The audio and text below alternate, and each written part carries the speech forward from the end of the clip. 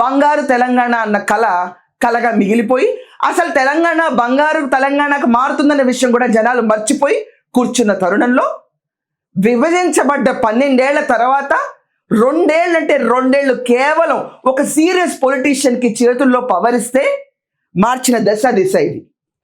ఈరోజు ప్రతి ఒక్కళ్ళు కళ కనాలి. కళ కంటేనే మనం ఒక ఎన్విజన్మెంట్కి లీడ్ అవుతుంది.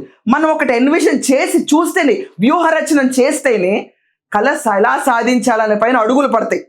ఇది కేవలం కళ కాదు.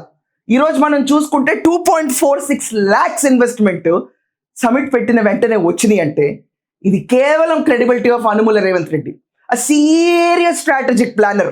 ఫ్యూచర్ సిటీలో ఆయన గెయిన్ అయ్యేది ఏంటో లేదో నాకైతే ఏమీ తెలియదు, కానీ తెలంగాణ బాగుపడితే మాత్రం చిరస్మరణీయుడిగా ఈయన ఉండిపోతాడు.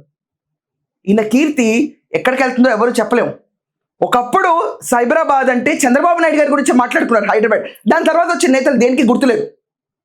దాని నుంచి వచ్చిన ఆఫ్ స్ప్రింగ్స్ని ఎన్కాష్ చేసుకుని మేము ఇచ్చేస్తామని చెప్పుకుంటారు. కొన్నిసార్లు చంద్రబాబు గారి పేరే పట్టించుకోరు. అది పొలిటికల్ రాజకీయం. వాళ్ళ గురించి మాట్లాడాల్సిన అవసరం లేదు. రాజకీయాలు చేసేవాళ్ళు మనకు వద్దు.